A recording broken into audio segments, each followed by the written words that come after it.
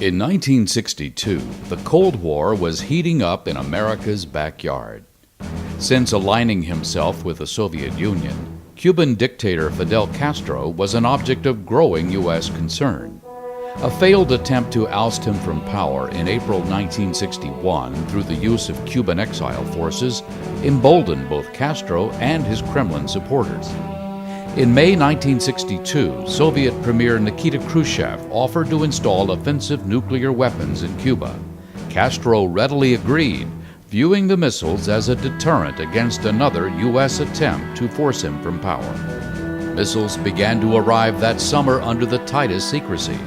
Khrushchev's plan depended on getting the missiles operational before the Americans discovered they were there.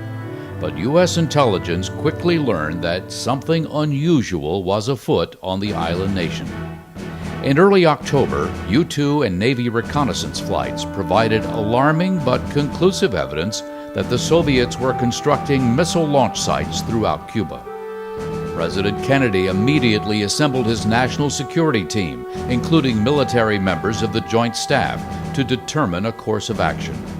After several days in which all the options were weighed, the administration announced a strict naval quarantine of Cuba, in which U.S. Navy ships would prevent any further offensive military weapons from being delivered to Cuba. It shall be the policy of this nation to regard any nuclear missile launched from Cuba against any nation in the Western Hemisphere as an attack by the Soviet Union on the United States. While this policy was deemed less risky than a full-scale strike against Cuba, it was not without risk. A blockade was, after all, an act of war. But by calling it a quarantine and limiting it to offensive military weapons, the U.S. gained support from key Allied governments. "It looks like it's up to the Navy," Kennedy said to Chief of Naval Operations Admiral George W. Anderson. "Mr. President, the Navy will not let you down," Anderson replied. Indeed, the burden fell squarely on the U.S. Navy.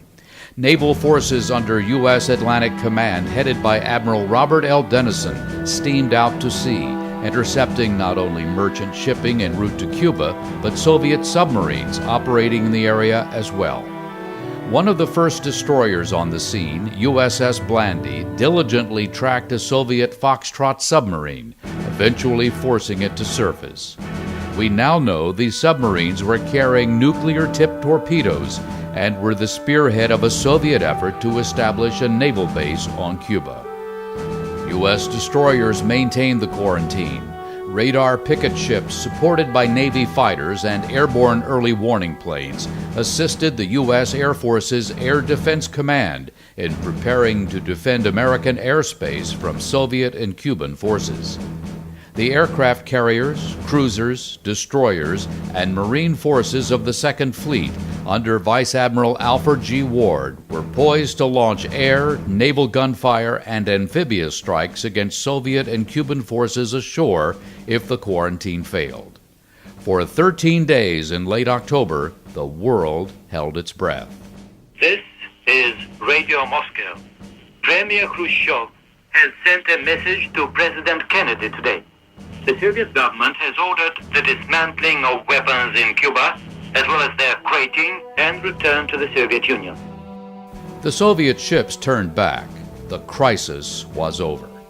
Khrushchev, faced with the armed might of the United States and its allies, had little choice but to find some way out of the difficult situation in which he had placed himself and his country.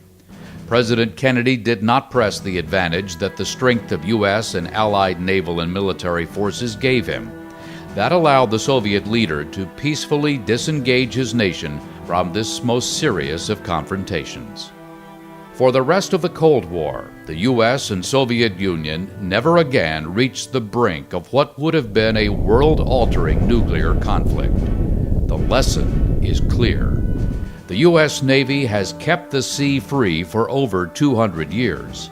The Navy not only protected America in 1962, it continues to provide a potent deterrent to any force that threatens peace today.